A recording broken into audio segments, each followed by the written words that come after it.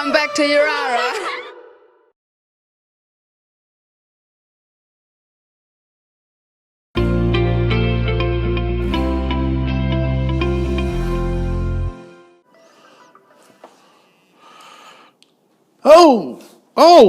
It's time for STEM, another episode of STEM.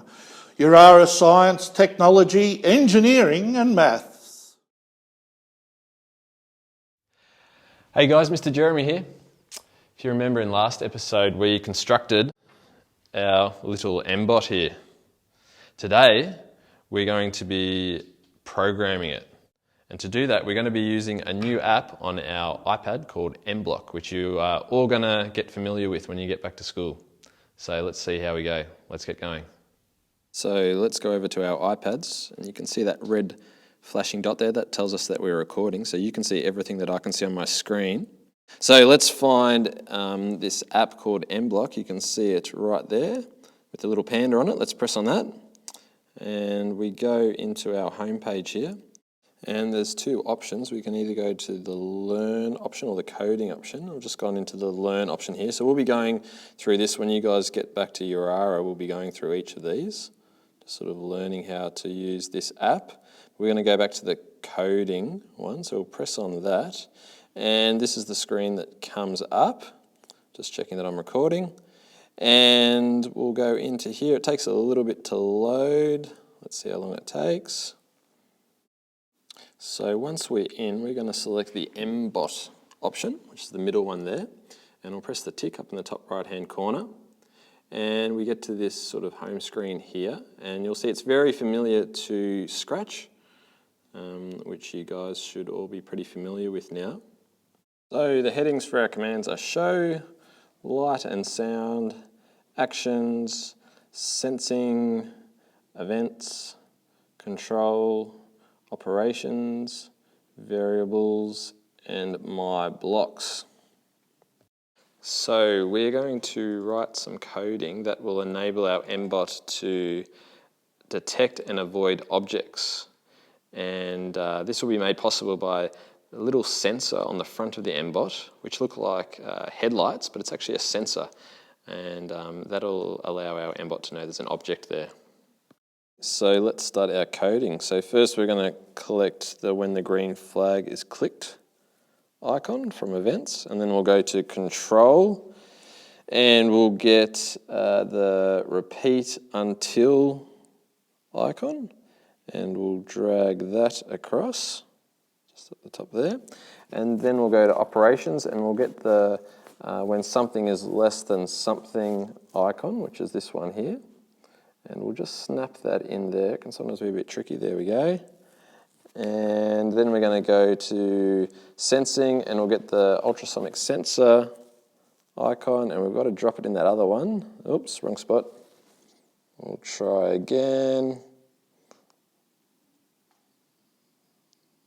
There we go, slowly getting there. There we go, snap it in there. And now we're going to go.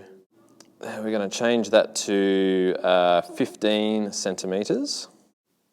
So that'll mean our robot will move forward until there's an object that is less than 15 centimetres away. And now we'll go to action and we'll put move forward. And we'll just leave it at power 50. And then we'll get the move forward at power 50%. And once again, we'll just leave that at 50%. Now we're going to change that to, we're not still moving forward, we're going to move backwards. And then we're going to go back to our control options here, and we'll select the wait 1 second, and we'll change that to, might change that to 0.1. Otherwise our robot will be standing still for too long. And then we're going to go back to action again, and we'll get that move forward one, but we'll change it to turn left. And then we'll go back to control again and select that wait 1 second one again, and we'll change that to 0.1. So now we'll just go to the control button, and we'll go to forever. And then we'll just drag that all inside there and let it snap. And there we go, we finished our coding. So what's going to happen now is our robot is going to move forward forever if there's no obstacle within 15 centimeters. But if there is an obstacle that's 15 centimeters away, it's going to reverse, then it's going to turn left, and it's going to try going forward again. So now we have a good basic understanding of how to code or program the MBot to first detect an obstacle and then to avoid it. So now we've finished our coding, we've got to connect our iPad to our MBot via Bluetooth. And you'll see this little flashing red icon, little Bluetooth icon at the top of the screen there. And so if you press on that, this will pop up. Now we just have to make sure our iPad and the MBot are right next to each other. And then we press connect and we just wait for the Bluetooth to connect properly. There we go. And now we can go back to our coding. And you'll notice that little Bluetooth icon is now blue.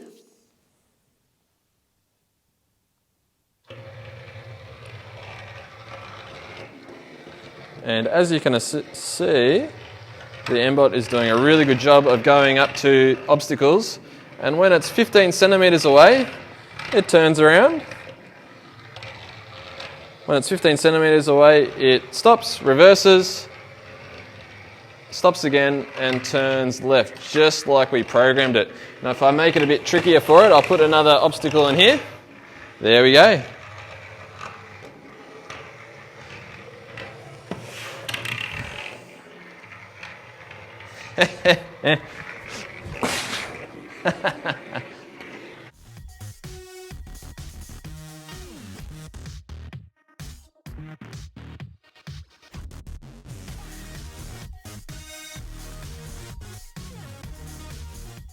So that's us all done for today. Feel free to check out that MBlock app on your phone and have a bit of a look around. We look forward to seeing you soon.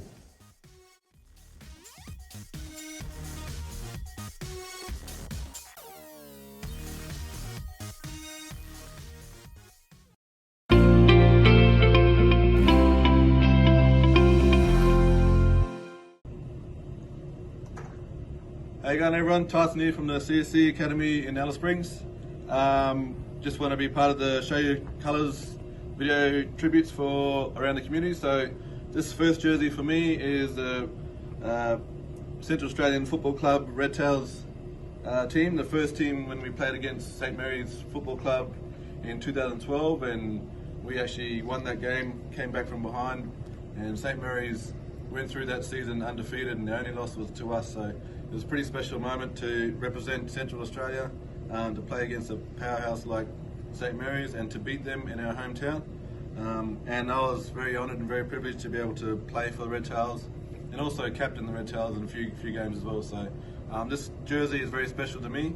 Doesn't fit very well at the moment, but that's okay. And that's that one. This one is my jersey from the South Alice Springs Football Club. And this jersey I wore in our premiership season in 2014, and I have all my teammates' signatures on the back, who I'll have with me for the rest of my life, and they're all special people to me and all like my brothers. So this is South jersey, and for me as a child growing up in Alice Springs, I always idolised all my uncles and older cousins playing for South, and watching the rivalries between them and Pioneers. And so my dream was to play against Pioneers in the grand final, which we did, and also to beat them. And I'm lucky enough to kick the winning goal. So anyone want to learn how to kick goals after a siren, come see me, no worries. Alright, thanks very much DT at Yirara and all you blokes out there, and hope you see you guys back at school soon. Cheers.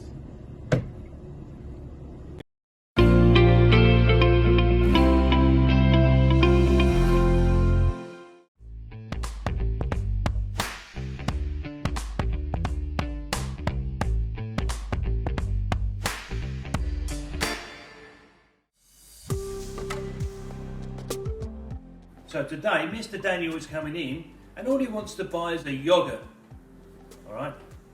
So when he comes in, Mr. Daniel's going to give me a note, and I've got to work out what kind of change to give him in coins. Good morning, Mr. Daniel. Good morning, mate. Here's your yogurt. Yep. How much is the yogurt? That's only $2. Alrighty, I'll give you a $5 note. So $5 note, and this could be ever happen every day. So $5 note, how much change will Mr. Daniel get? So I'll keep the $5 there, and I'm going to give him $1, $2, $3 in change. And 3 plus 2 is 5. Is that correct, Mr. Daniel? Sure is, Mr. Mark. Right, I'll see you for breakfast tomorrow. No worries, mate. Thanks for that. Hi, today I'm going to introduce you to another 2 words we use when it comes to using money. Income. Now, income is an extremely good word because that means you're getting money in to your bank. So it's incoming. So it could be money that your parents are paying for you into your account so that you can go shopping. It could be money from your job, could be money from royalties. Any money that you get coming in is called income. The other word we have is the one I don't like so much because that means you have to pay money out, and that's expenses. E-X-P-E-N-S-E-S. And the reason I don't like this word is because there's lots of them. When you're an adult and you've got your own commitments, anything you have to pay are expenses. So anything that you want to buy, anything that you, any bills that come in, for example, as soon as my income comes in, I have to pay my first expense, which is my rent. And if I don't pay my rent, I won't have anywhere to live.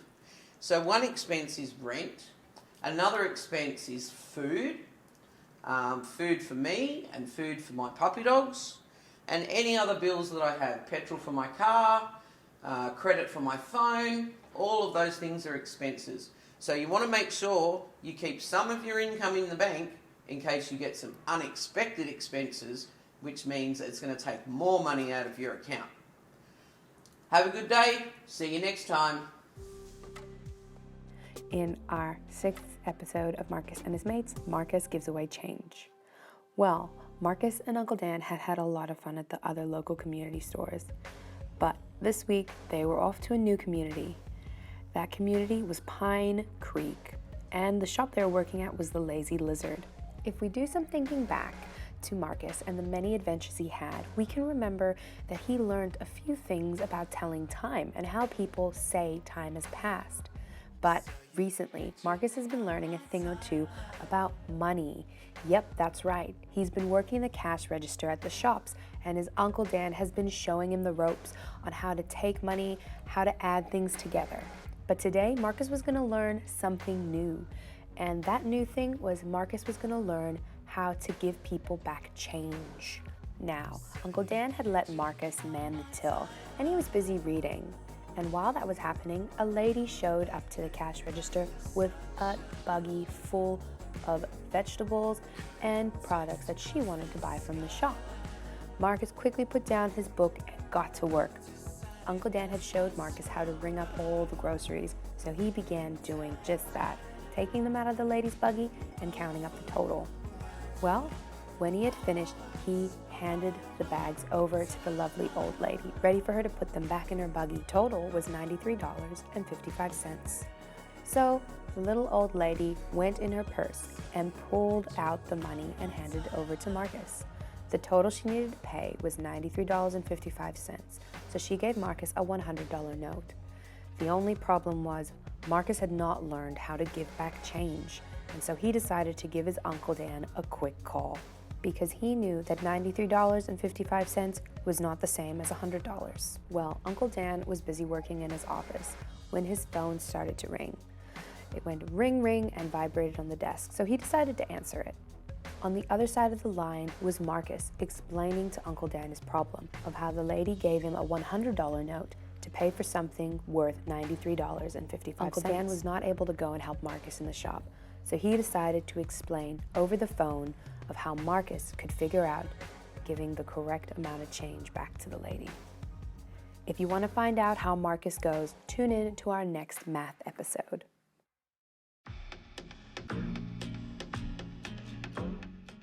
Good morning, Kurt. So, why is it important to get the correct change?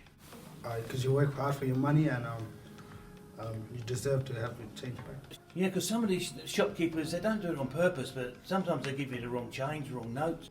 Yeah, they do. You just gotta be careful. Yeah, always check, I reckon, eh? Always check your receipt. A lot of people forget that. Yeah. So the receipt ties up with the money and get the correct change. Yeah, it's a very important thing to have. Thanks very much, Kurt. Nice.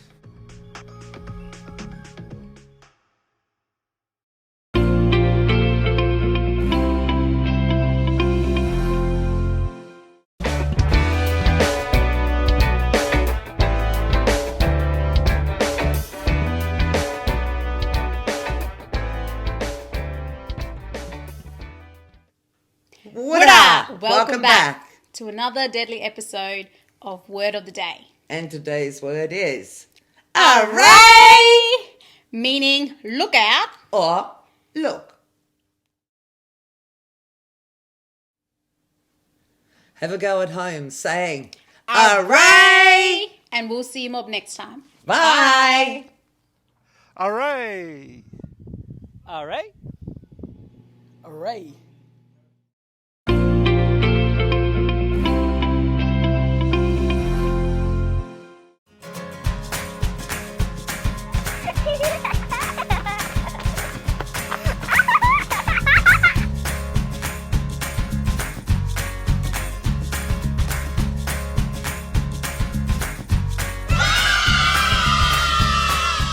What's up, Yirara fam? It's Miss Tina here, and I will be going through with you what you'll be needing for today's art lesson. So the first thing that we're going to be needing is a plastic bag.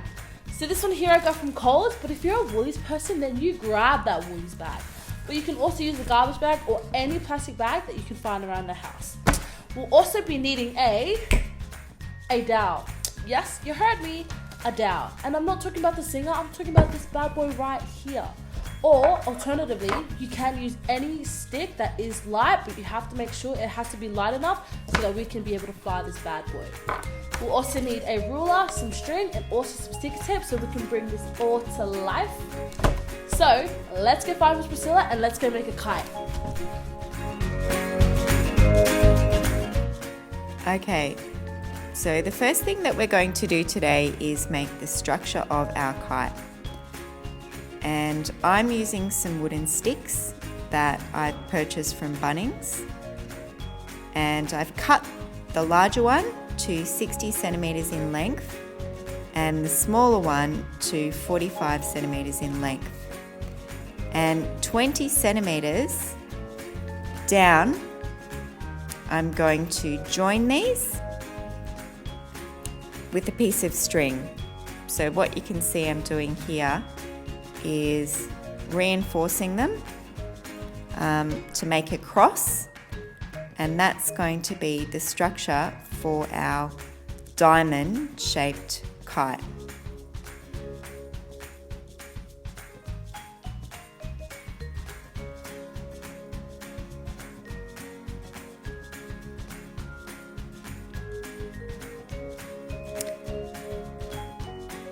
So once I've got the structure, I'm going to use a garbage bag now, and I'm marking this out slightly larger than the cross because we're going to have to fold the edges over and tape them up. So I can now cut this out.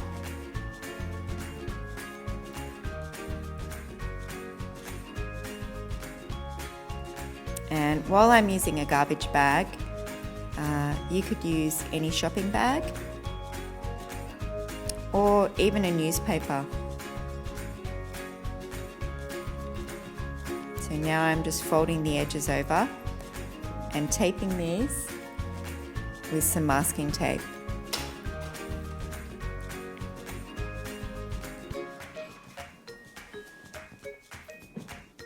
Okay. So I'm taping these down with some masking tape onto the structure of my kite.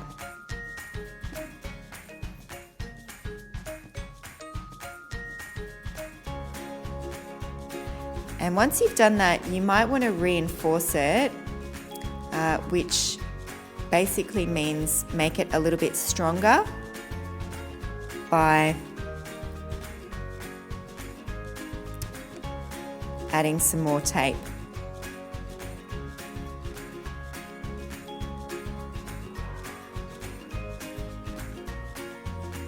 And then I'm going to add the final touches. So I'm going to put a ribbon at the tail of the kite and attach some string.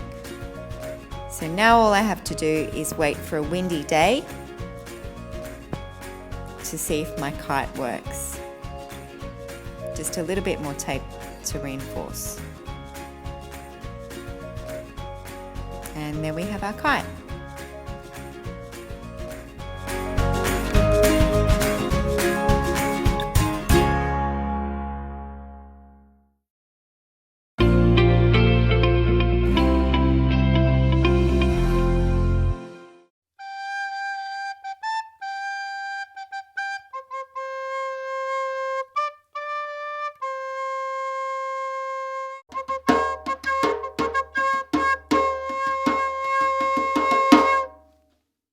Good afternoon, new mob. We're continuing with our lesson on describing words. And today, we are just going to do a fun little book called Whose Feet Are These? Now, this book is all about animals in Australia. And I'm going to read a riddle, and you need to guess what animal am I talking about. Now, every time I read a riddle, a foot of the animal will appear on my right-hand side. And that will be a clue for you to see if you can figure out the animal I'm reading about.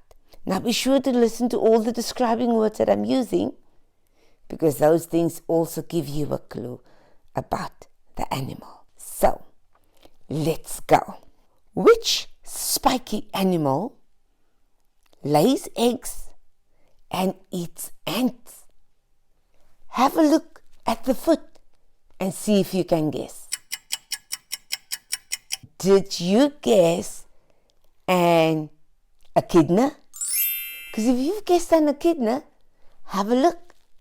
You'll see it is a very spiky mammal. Let's have a look at our next animal. There's the foot. Let's listen to the riddle. Who has bright feathers like a rainbow? Have a look at the foot. Which animal do you think? It's a lorikeet. Now, if you guessed lorikeet, well done. There's the picture. Have a look at the fun and beautiful bright feathers, just like a rainbow. And our last animal. Have a look at the foot. This is a strange animal. Who swims with large claws and has a duck-like bill? Look at the size of the claws. Did you guess a platypus? Well, there you have it. It's a platypus. Large claws and a duck-like bill. Now, those are my animals, and those are the riddles. Do you think you can draw up a riddle for an animal in your community? Send us a riddle. See if we can guess it, and we'll send the answer back to you. Have a lovely time drawing up your own riddles. Bye-bye. Hi guys, this is Katie and Emily, and we're just going to talk about how to make your sentences more interesting. To make a sentence more interesting, you should try to include a noun, adjective, and a verb. What is a noun? A noun is a naming word. It can be a thing, place, or name. For example, table, London, or Elsa. What is an adjective? An adjective is a descriptive word, such as huge, beautiful, hairy, or shiny. What is a verb? A verb is an action word, like sprint, leap, touch, and shout. Using a noun, adjective, and verb, how can we make this sentence more interesting? There was a flower in the garden. We already have two nouns in the sentence, flower and garden. What adjectives or describing words and what verbs or action words can we include? We could write, when I walked through the garden, I picked a beautiful, sweet-smelling flower. What were the nouns we used? Garden and flower. What were the adjectives we used? Beautiful and sweet. What were the verbs we used? Walked and picked. Oh, hey Katie, did I tell you I bought a cat? Really?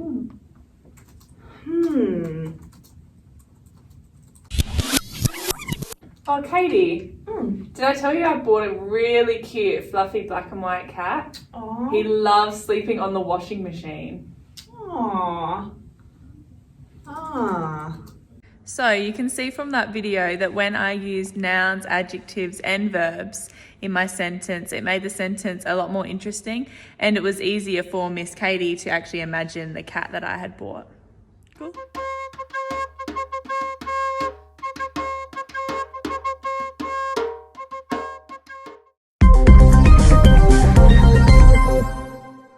Good morning, I'm Lofty Armstrong. And I'm Tiara Douglas with Yirara2u. Last week, some of the TV crew took a visit to Karma Radio to interview some of the Alakura songwriting competition winners. Let's take a look. Welcome, Miranda, to Alice Springs, and well done on being one of the winners of the Alakura songwriting competition. Can you tell us a little about yourself and how you got into songwriting?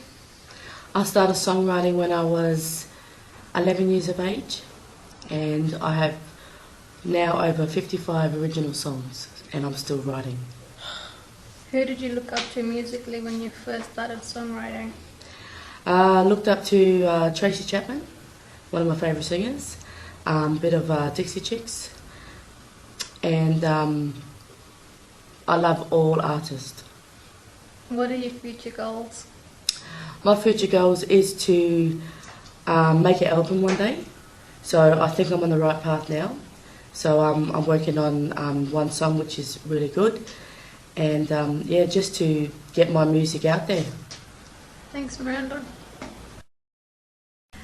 Dora, thanks for your time. Can you give us a brief background on how you became a songwriter? I began songwriting at the age of 15, but I learnt guitar at 12, and yeah, I just gave it a go, and I realised I was a little bit good at it, and I kept on practicing, and I've been doing it ever since I was 15 years old. Yeah. Who has been your musical influence?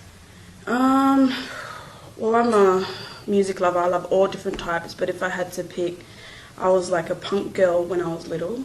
So Avril Lavigne, even Blink-182, Good Charlotte, and yeah, the punk genre area here. Have you got any tips for young people who want to get into the music business? Yeah, just give it a go, don't be ashamed, because I was ashamed when I first started and it stopped me, so just don't let shame emotions stop you, and just be confident, believe in yourself, and just give it a go, and just practice, because practice makes perfect, or it pays off, practice pays off, and yeah, just give it a go. Thanks, Dora, and all the best. Thanks. Good morning.